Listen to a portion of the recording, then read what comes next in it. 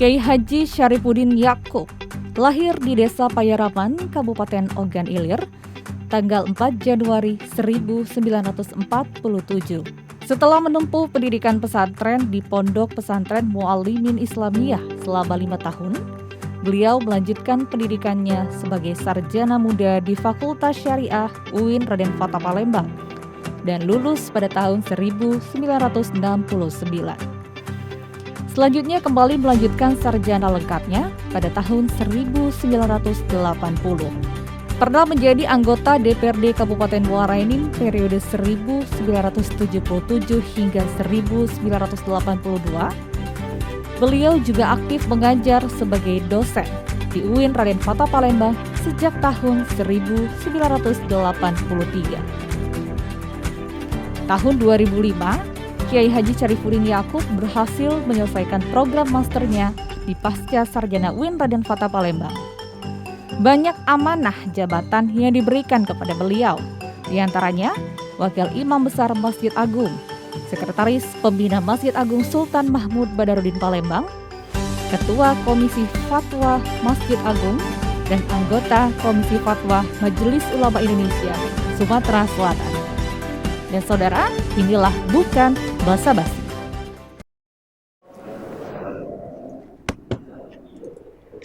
Pemirsa, dalam hidup kita selalu diajarkan untuk terus belajar dan belajar. Karena mengapa? Dengan belajar kita akan mendapatkan ilmu. Ilmu ini bukan hanya bekal kita di dunia, tetapi juga sebagai bekal di akhirat. Di Bukan Basa-Basi hari ini, saya akan mengajak Anda untuk ngobrol bersama dengan Kiai Haji Syarifuddin Yakub.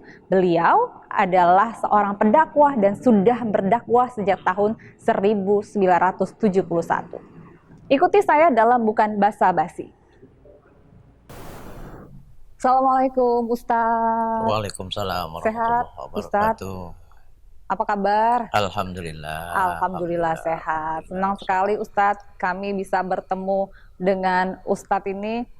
Saya tadi di opening ngomong sih kalau Ustadz ini juga selain pendakwah tetapi juga jadi dosen Ustadz ya. Tapi pernah juga anggota DPRD. Iya, saya pernah. Betul. Perjalanan saya mau flashback ke belakang dulu sih Ustadz. Ternyata banyak sekali dalam perjalanan Ustadz, banyak profesi-profesi yang Ustadz geluti. Cita-cita dulu sebenarnya waktu kecil mau jadi apa Ustadz?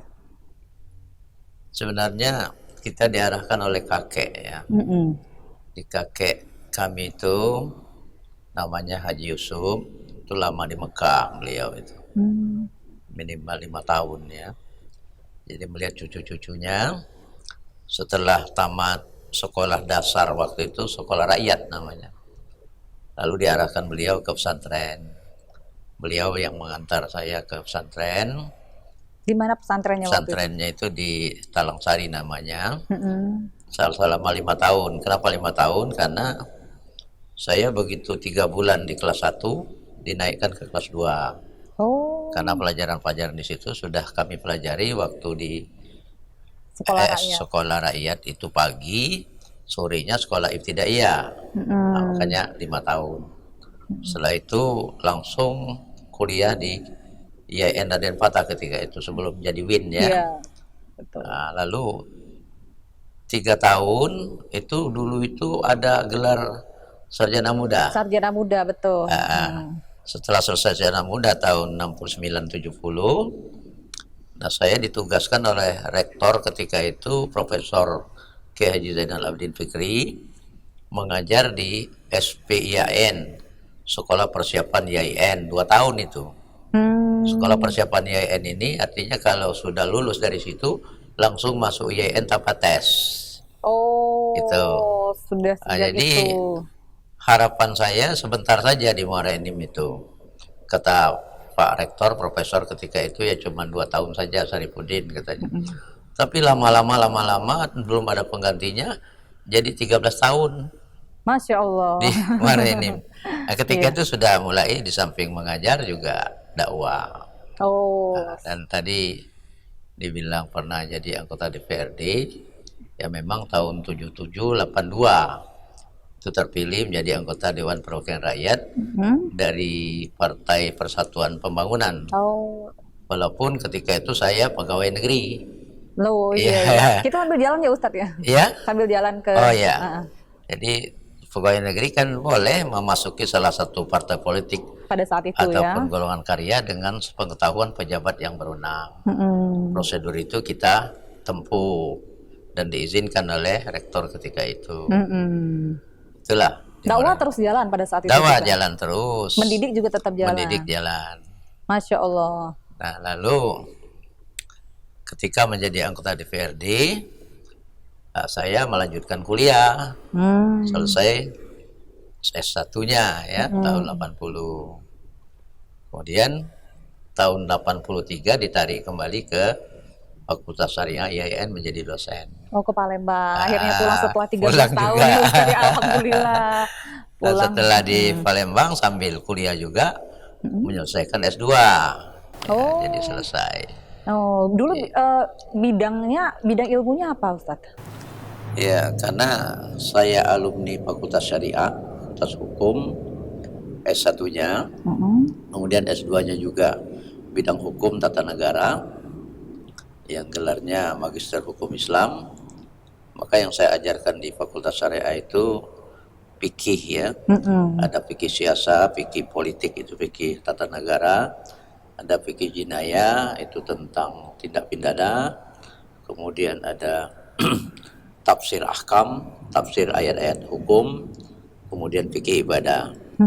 Itu yang saya tekuni di fakultas. Kemudian dalam keseharian juga di luar mengajar di Fakultas Syariah, itu adanya pengajian-pengajian di masjid-masjid. Itu juga yang saya ajarkan pada masyarakat Islam itu fikih. Fikih sholat, fikih puasa, fikih zakat, fikih haji begitu. Jadi di bidang ilmu hukum. Aturan-aturan yang memang sudah sesuai dengan Al-Quran seperti itu ya Ustaz ya. Oke. Nah, kalau kita ngomongin aturan-aturan ini Ustadz, kita melihat sekarang ini Ustadz, bagaimana kita kembalikan kepada Islam ini Ustadz, aturan-aturan yang ada. Karena dari tadi ngomonginnya tentang hukum, politik Ustadz ya, mengajar tentang itu juga. Ada buku-bukunya juga ya Ustadz ya. Ada menulis juga tentang politik-politik, hukum-hukum yang ada di Indonesia kan gitu Ustadz? Iya, ya tesis saya kan tentang aplikasi ketatanegaraan di masa Rasul SAW dan Khulafaur Rasyidin.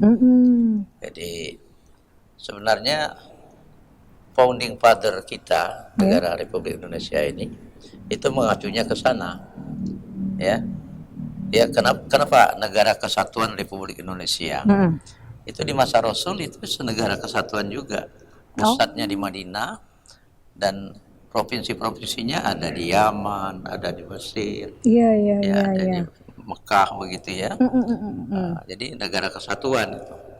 Kemudian cara pemilihannya juga ketika di masa Khulafaur Rasyidin kan ada yang dipilih langsung oleh masyarakat, misalnya Ali bin Abi Thalib, ada melalui perwakilan ketika Umar bin Khattab radhiyallahu an itu menunjuk semacam formatur gitu. Jadi aplikasinya orientasi kepada pemerintahan yang dipimpin oleh Rasulullah Sallallahu Alaihi Wasallam dan Khulafaur Rasyidin. Gitu. Dari hasil tesis itu berarti aplikasi-aplikasi perpolitikan di Indonesia gitu ya Ustadz ya. Sebenarnya juga kita berpedoman pada Rasulullah SAW. Nah, ini juga sebenarnya ilmu juga ya. Kalau misalnya saya melihat apapun ilmu yang ada di kita sekarang rasakan gitu, apapun yang kita tuntut, sebenarnya sumbernya itu semuanya dari Al-Quran ya Ustadz ya. Nah, kita akan jawab ini, kita akan ngobrol bahas ini Ustadz, tapi setelah jeda iklan berikut ini nih, pemirsa tetaplah bersama kami di Bukan Basa-Basi.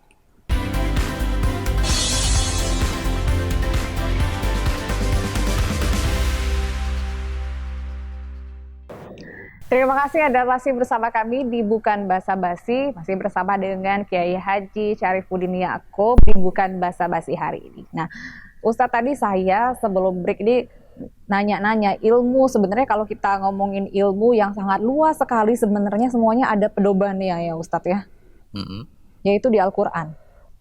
Iya, jadi Al-Quran itu sumber ilmu.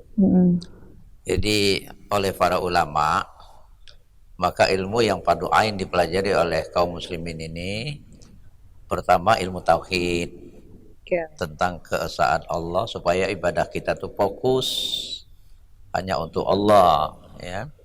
Wa ma umiru illa liya'budullaha mukhlishina lahuddin, dan seterusnya. Nah, yang kedua, ilmu syariat.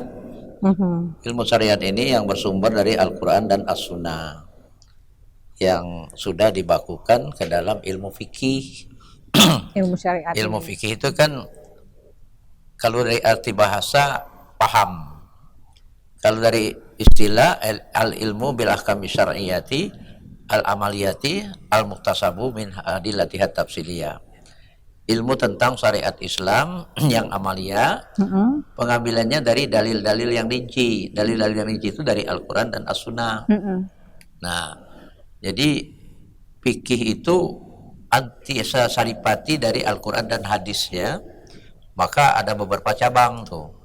Fikih toharo, fikih sholat, fikih puasa, fikih zakat, fikih haji, fikih siasah tadi tentang politik, fikih jinayah tentang pidana, fikih mawaris, fikih munakahat, dan lain-lain sebagainya. Nah, yang wajib itu fikih toharo, fikih sholat, fikih puasa, fikih zakat, fikih haji. Itu karena yang wajib. Fardu ain itu, ya, ya. Betul. Yang lain-lain itu fardu kifayah. Artinya sekelompok orang saja yang mempelajari itu, nanti yang tidak tahu bertanya kepada yang tahu. Ya, kata Allah dalam Al-Quran itu, fas'alu ahla dzikri in kuntum la ta'lamun. Tanyakan kepada yang ahli kalau kalian tidak tahu. Nah, yang ketiga ilmu tasawuf. Ilmu tasawuf ini ilmu tentang mana sifat-sifat yang baik, yang mahmudah, yang terpuji, dan mana-mana yang masmumah, yang tercela. Serta mempelajari bagaimana cara melestarikan sifat-sifat terpuji itu dan membersihkan diri dari sifat-sifat tercela. Itulah yang dinamakan thariqat, ya, yaitu metodologi untuk melestarikan sifat-sifat terpuji dan membersihkan diri dari sifat-sifat tercela. Jadi yang fardu ain itu 3 itu. Dan menuntut ilmu ini wajib. Thalabul ilmi faridatun ala kulli muslimin wa muslimatin. Menuntut ilmu itu fardu bagi kaum muslimin, muslimat, artinya muslim laki-laki dan muslim perempuan. Karena apa? Karena apabila beramal tanpa ilmu tidak diterima. Wa kullu man bi ghairi ilmi ya'malu a'maluhu mardudatun la tuqbalu. Setiap orang yang beramal tanpa ilmu, maka amalnya itu ditolak, tidak diterima. Jadi wajib belajar. Dan menuntut ilmu ini apresiasi Allah tinggi sekali tuh. Begitu ya Ustaz, ya? Masya Allah. Jadi dalam hadis Nabi itu siapa menuntun orang untuk mempelajari ilmu, maka Allah akan menuntunnya untuk menuju surga. Gitu ya. Ustadz, yang saya mau tanyakan ini, dengan jalan apa saja biasanya masyarakat ini untuk bisa menuntut ilmu? Karena seperti yang sering kita dengarkan bahwa menuntut ilmu itu dari mana saja, dengan siapa saja gitu Ustadz. Iya, jadi ilmu ini dari siapa saja boleh kita terima, ya, walaupun dari non-Islam sekalipun kita boleh menerima ilmu.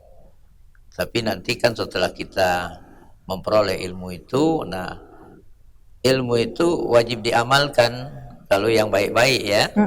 Jadi tentu para ulama, para ustadz akan mengajarkan ilmu yang baik-baik.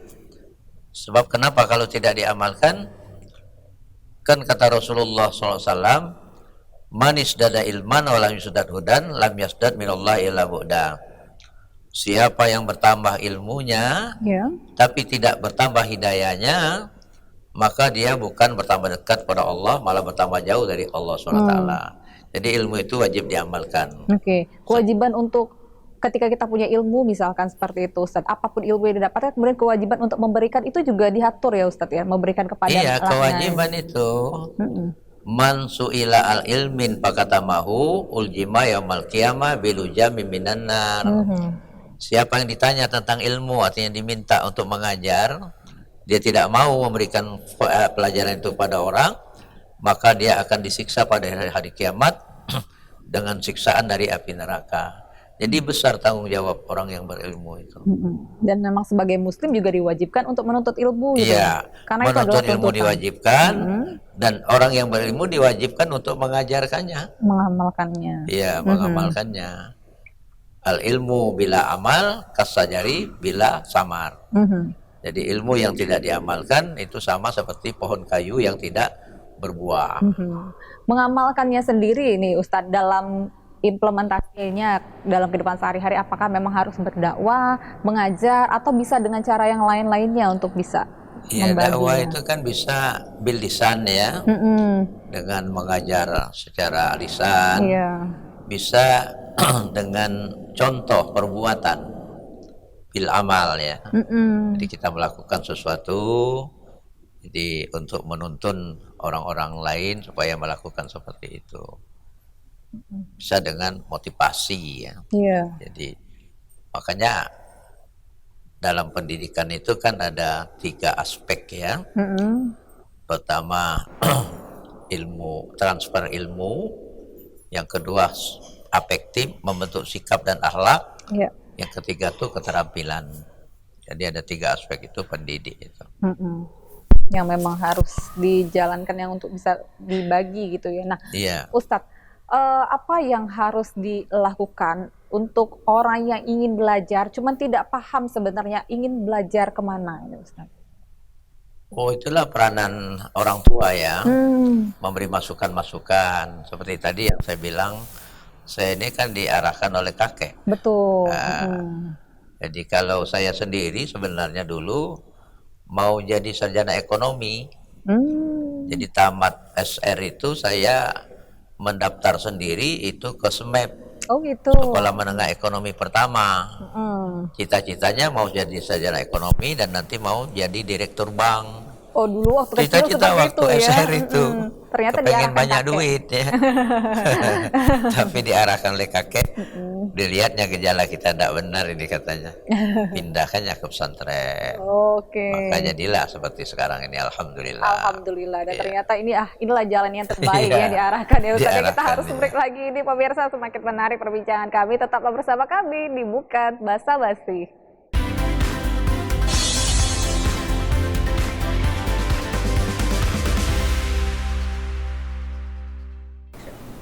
Terima kasih Anda masih bersama kami di Bukan Basa-Basi. Masih bersama dengan Kiai Haji Syarifuddin Yaqub di Bukan Basa-Basi hari ini. Nah, Ustadz, saya semakin tertarik ketika kita membahas ilmu dan juga mengamalkannya. Cuma ada yang menarik dengan fenomena sekarang sih Ustadz. Ketika ilmu tinggi tetapi tidak dibarengi dengan akhlak yang baik. Yeah. Bagaimana kita untuk bisa mengajak atau menuntun, membimbing ya anak-anak ini agar tetap memiliki akhlak yang baik, tapi ilmu juga tetap tinggi dan bermanfaat. Yeah. Kuncinya pelaksanaan sholat. Jadi Rasulullah SAW menganjurkan muru auladakum bisolah idza balagha sab'a sinin wadribuhum li asri sinin. Suruh aja anak kalian itu sholat ketika sudah berumur 7 tahun. Tetapi kalau dia 10 tahun bandel tidak mau sholat, boleh dipukul pendidikan. Ya, ada jadi tuntunannya. sudah ada pembiasaan sejak dini. Kenapa? Karena inna sholata tanha anil fahsya'i wal munkar. Sungguhnya sholat itu mencegah dari perbuatan keji dan mungkar. Jadi membentuk akhlak yang mulia. Jadi akhlak keseharian, bagaimana dia berhadapan dengan orang tua, dengan guru, dengan teman sesamanya, dengan lingkungan masyarakat. Dan ketika di jalan juga akhlak ini perlu. Kita melihat fenomena sekarang ini ya, bahwa di jalan itu mencerminkan akhlak bangsa tuh sebenarnya. Yang tidak patuh dengan traffic light, melanggar lampu merah. Melanggar lampu merah itu artinya menyita hak-hak orang yang sedang hijau. Dan misalnya kiri langsung jangan ditutup itu. Ini kebanyakan ditutup. Kalau ditutup macetnya berkilo-kilo ke belakang. Semuanya ngomel tuh. Iya. Jadi itu berdosa dalam tinjauan hukum Islam. Yang menutup kiri langsung hati-hati itu. Karena orang mau cepat, apalagi di Ciritas itu ya, depan Ciritas. Mau ke rumah sakit. Oke, kita sambil Jadi jalan. melalui sholat ini terbentuk akhlak yang mulia. Apalagi sholat berjamaah. Masya Allah, iya. Dan nilai sholat berjamaah itu kan 27 derajat dibandingkan sholat sendirian. Iya. Jadi bagaimana memotivasinya supaya masyarakat lingkungan masjid itu mau memenuhi masjid begitu ya untuk sholat berjamaah. Iya. Jadi pembentukan akhlak itu melalui masjid. Dari masjid. Ustadz sendiri maksudnya sangat merasakan ya, maksudnya menjadi pendidik menjadi pendidik, ketika melihat lingkungan yang memang seperti kayak Ustadz di pesantren, itu maksudnya tingkat kejahatannya, tingkat kerawanannya itu pun lebih sedikit bila dibandingkan dengan maksudnya lingkungan-lingkungan yang mungkin belum memaksimalkan sholat 5 waktu. Betul. Begitu, Ustadz. Sebab di pesantren itu kan ada sholat berjamaah. Iya. Di samping sholat berjamaah 5 waktu ada tahajud bersama, Iya. ada duha bersama, ada tilawatil Quran bersama. Jadi waktu-waktu itu untuk melakukan hal-hal yang negatif itu tuh sudah tersita oleh saya aktivitas sepakat. yang baik-baik. Betul. Gitu. Jadi kalau boleh kita anjurkan masukkanlah anak-anak ke pesantren ya, Iya. supaya Mendapatkan menjadi lingkungan sumber yang daya baik. yang berkualitas begitu. Oke, nah ini juga semakin menarik. Saya agak merambat sedikit untuk menciptakan anak-anak nih, karena dari tadi kita ngomongnya anak-anak yang memiliki akhlak yang baik, kemudian ilmu yang bermanfaat. Apalagi pendidikan-pendidikan yang harus kita bekali nih Ustadz, untuk bisa, yang pasti kita sholat 5 waktu karena ini adalah wajib bagi anak, bagi kita semua, bagi umat muslim. Jadi ya itu tadi kan soal sholat ini memang diperlukan pembiasaan sejak dini. Nomor 1 kali ya. Sejak 7 tahun tadi itu. Sebab kenapa 10 tahun harus didisiplin lebih tinggi? Karena sebentar lagi anak itu balik. Iya. Apalagi laki-laki ya. 13 tahun, 14 tahun sudah balik. Kalau sejak 10 tahun tidak biasa, nanti ketika dia balik, hati-hati. Kalau meninggalkan sholat Jumat 3 Jumat berturut-turut tanpa uzur syar'i, maka Allah menutup hatinya itu sehingga menjadi lalai sepanjangan hidupnya. Di situ letaknya itu. Jadi yang punya anak menjelang dewasa itu hati-hati, aplikasikan betul ajaran Rasulullah SAW. Dididik sholat berjamaah sudah mulai umur 7 tahun ke 10 tahun, pembiasaan. Di samping dibekali dengan ilmu-ilmu yang tadi kita nyatakan ya, menurut para ulama kan 3 ilmu itu, ilmu tauhid, ilmu syariat yang sudah dibakukan dalam fikih, dan ilmu akhlak itu ilmu tasawuf begitu. Berarti Ustadz, ketika kita mengimplementasikan ini kewajiban sholat 5 waktu ini, artinya semuanya akan terbentuk secara baik gitu ya Ustadz ya? Iya. Secara keseluruhan. Betul, tapi sholatnya sholat yang khusyuk ya, khusyuk, hudur, tadabur. Sebab saya menulis satu buku tuh, judulnya Ada Apa Dengan Sholat Saya? Oh iya, Pertanyaan. iya Ustadz. Kenapa begitu? Karena dalam fenomena masyarakat yang korupsi itu malah Justru ada yang sholat sudah 5 haji. waktu, iya kadang-kadang itu. Iya. Kalau haji pasti sholat. Iya. Tapi kenapa sholatnya tidak mampu mencegahnya dari perbuatan keji dan mungkar? Maka diteliti dulu ada apa dengan sholatnya itu. Sebab sholat ini kan ada 4 tingkatan tuh. Ada as-sholatu ma'al ghaflah, yang kedua as-sholatu ma'al yaqdo, yang ketiga as-sholatu ma'al hudur, yang keempat as-sholatu ma'al ghaibah. Jadi as-sholatu ma'al ghaflah itu cuman fisiknya saja yang sholat, tapi pikiran kemana-mana, mulutnya saja yang bicara, tapi pikirannya melanglang buana kemana-mana. Ini tingkatan yang paling rendah. Paling rendah. Oke. 2 yang paling rendah itu yakdo. Yakdo itu juga pada awalnya hatinya ikut sholat, tapi lebih banyak melanglang buana juga kemana-mana. Jadi 2 sholat ini belum karena berfungsi. Karena seperti itu ya Ustadz ya, kadang-kadang setan masuknya di situ iya, ya ketika mau sholat. Makanya ada tata caranya supaya setan tidak masuk itu. Sebelum takbiratul ihram itu kan baca surah An-Nas. Kemudian nanti setelah doa iftitah Hamidum Majid, ucapkan ta'awuz. A'udzubillahi minasyaitonirrajim. Baru Fatihah. Nah, ini salat yang ketiga itu. As-sholatu ma'al hudur, hatinya ikut salat. Jadi mengiringi apa yang dibuatnya, apa yang diucapkannya, hatinya ikut. Ini petunjuk Rasulullah SAW, ihsan itu ya. Anta budallah ka'annaka tarahu, fa illam takun tarahu fa innahu yaraka. Engkau menyembah Allah itu seolah-olah engkau melihat Allah. Tapi kalau engkau tidak bisa melihat Allah, ketahuilah Allah memperhatikanmu. Jadi merasa muraqabah. Dalam keseharian, waktu sholat merasa diawasi Allah, di luar sholat juga merasa diawasi Allah. Jadi kalau sudah muraqabah itu, ketika kita menutup kiri langsung hati-hati, Allah tahu tuh. Kita menghalangi orang yang mau cepat, itu berdosa. Iya, dan Jadi, kita akan mengerem diri sendiri ya, mengerem Ustaz, diri karena sendiri, kita merasa diperhatikan oleh diawasi, diperhatikan oleh Allah. Jadi yang ketiga itu sudah berfungsi tanha anil fahsya'i wal munkar. Yang paling tinggi itu yang keempat, as-salatu ma'al ghaibah, itu segala sesuatu selain Allah hilang dari ingatannya.